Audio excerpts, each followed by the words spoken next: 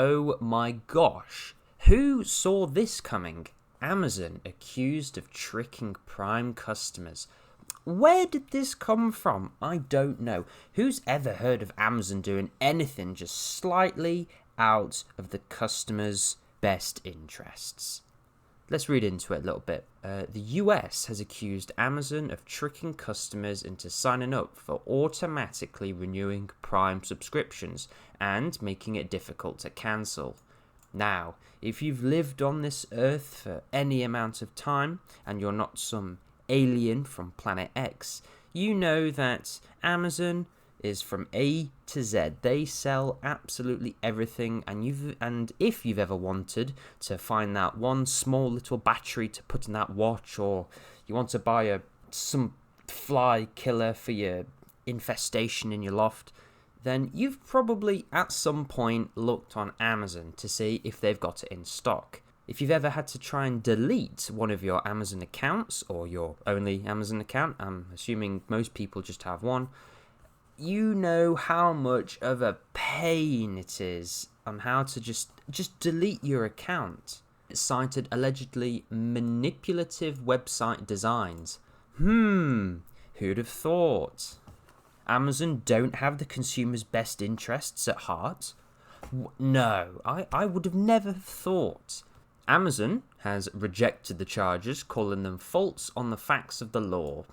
Of course. Would you expect anything more or less from Amazon? A multinational, 100 billion, if not trillion dollar company. Amazon is so giant. It's one of the largest companies in the world. We know this. The amount of companies that Amazon own that you wouldn't even know about is a list I'm not going to go into, mainly because I haven't had a look. But I know they own grocery store chains in the United States, and that completely bewilders me.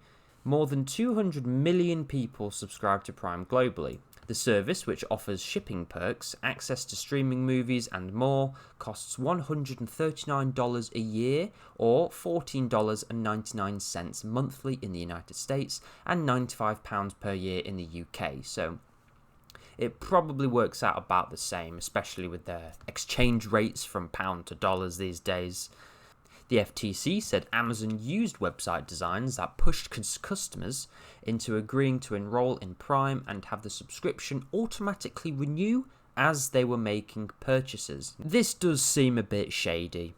It's sketch, okay? What Amazon's been doing is pretty sketchy. They know they can just about get away with it. I don't think any criminal charges will be given to Amazon with this issue. Definitely not. But I think they will get away with this just because it's just in that grey, that bit of grey where it's immoral, but it's not illegal. Because the consumers at the end of the day, they have supplied their bank or credit card information to Amazon in order to make the purchase. And from what I'm reading here, it just seems like Amazon is renewing the subscription. So the customer has already agreed to Amazon Prime. Now, whether they've agreed to use just the trial version or they have paid 1 month or a year's subscription already, it seems like the consumer hasn't put their foot down to say, no, stop, I don't want to pay for Amazon Prime anymore. Almost like they've kind of let it run out and have just not clicked that one button to renew it. But I'm not taking Amazon's side on this, of course not. I think this practice is absolutely dirty.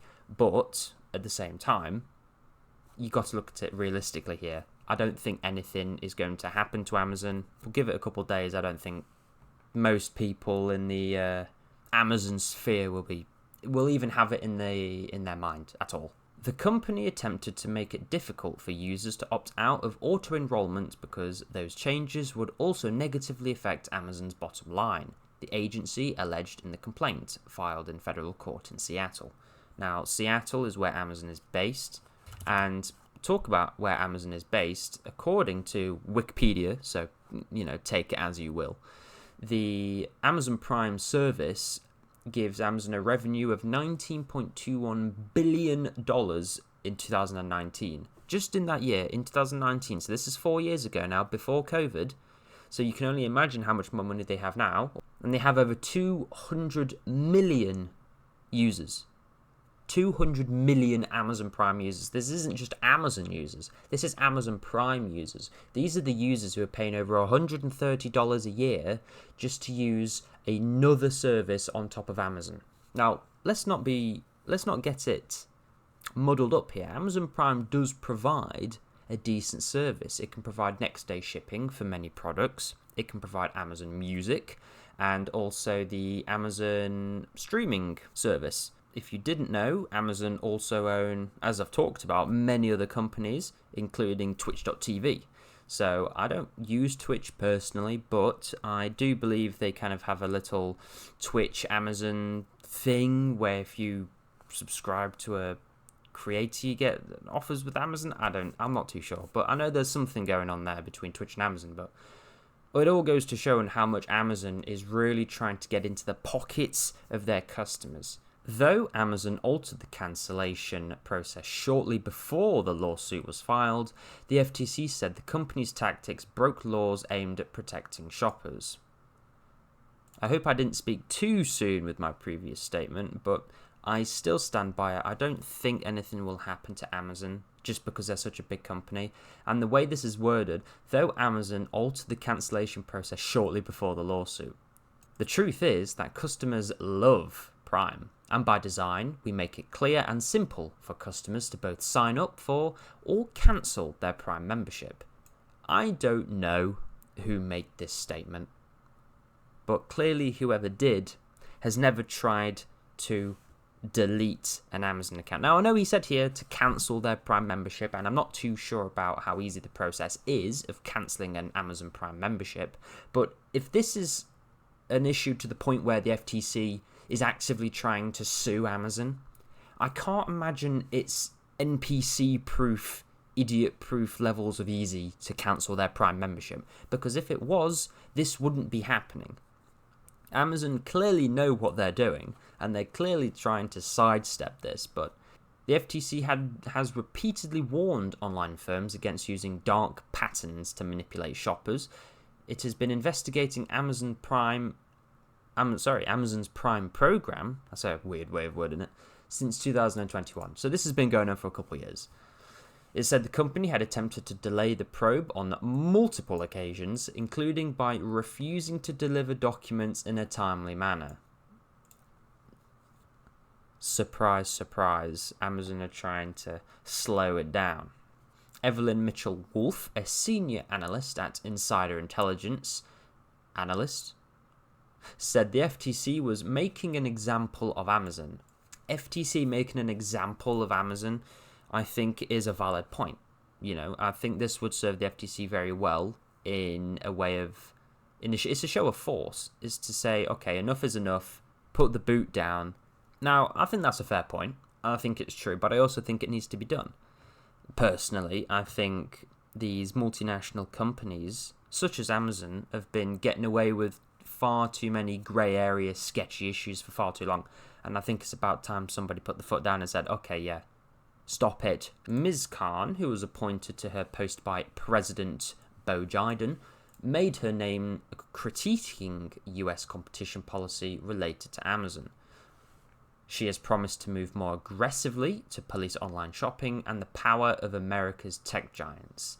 The lawsuit marks the third action from the FTC involving Amazon in recent weeks. So just from this little segment alone, I can see there is an agenda forming within the US government, and more particularly the FTC. They're wanting to restrict these companies more. They're wanting to limit their power. Now, we know lobbying is a thing in politics, and I think in the United States especially, big tech giants, big companies, big tobacco, they have quite a bit of power. As evident from this, I think the American government is trying to curb this. And this is one of the small steps that they're taking.